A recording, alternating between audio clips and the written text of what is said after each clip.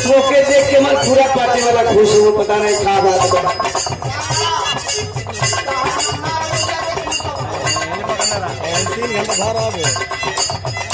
कौन लड़का पूछा था बियाह भल मेहरारू आई, देखा कितना चुतिया पाबतिया बताऊ लड़का हो। मेहरारू आई सुहाग वाली रात में गयल, ओकरे हेडक बल पहुंचल, जब पलंग पर चढ़ल तो वो से मौगी से पूछे था ए हो एगो बात पूछे बताइबो, तो नहीं कर पूछी का बात बा अब हम आगे के बारे। तो वो लड़का पूछता कि ई बताओ कि नैहर में कौन से प्यार करने लगे समझ के लड़जुआ ये भाई हल्ला होता बड़ी हो। पीछे अध्यक्ष साहब शांति बनाइए। वो दूल्हा अपने दुल्हैया से पूछा था, देखा का कहे अरे नहीं हरी नहीं गोरी कुछ कहला रहूं कि ना,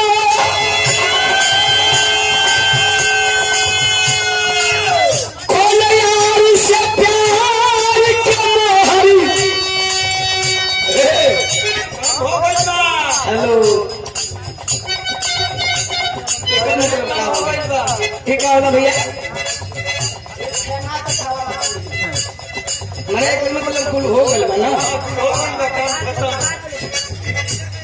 कहे नहीं हर कुछ कहले रही थी ना,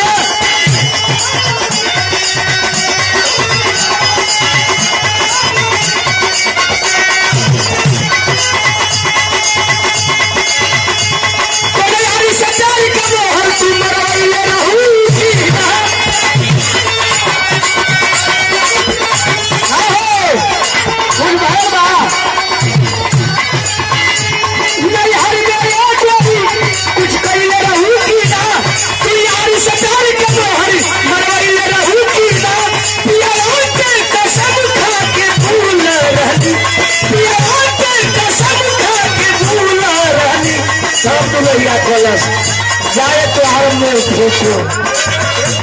अगर हम बताए दे देखा वो करके ना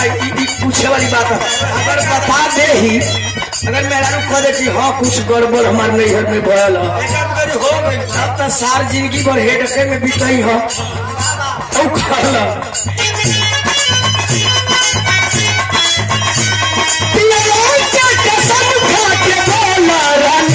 दुल्हिया कहे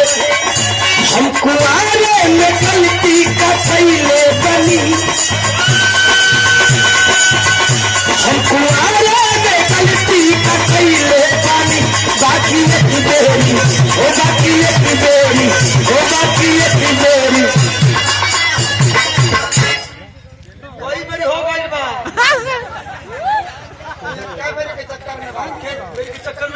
कमरिया में बहलू हो तो ठीक हो, कपड़ा पर कौन सी बांधने का जरूरत हो ना, कपड़ा में बहलू तो लगा था कि गेहूं को बोझा ढो जाता हो। देखा बहुत ज्यादा हिलावे का जरूरत नहीं, बिरहा हम कहिला बिरहा में तनी मनी चल ठीक हो एना परी बेगंगा चैनल में जितना कलाकार गए रहे हो शायद वही में का दूठ नहीं हिलाए वाला है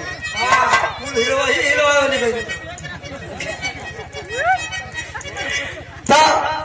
हमरो कबो कबो देखा बिहार में कबो कबो बढ़िया अगर धुन आगल तो तनी मनी हिला हिलावे के काम तू हम करे तो हम हिलाए मतलब कबो एक तनका हिलाए में के ठोस हिलाए ठोस हिलाए में देखा गिरई हम ये कुछ निक ना लगेला कौन सी गिरावे के बात कर तू सब चीज समझत हूँ लोग कहे अरे हम कुआरे में गलती का कैले बनी, हम कुआरे में गलती का कैले बनी, बाकी एक बेरी हो बाकी एक बेरी हो बाकी एक बेरी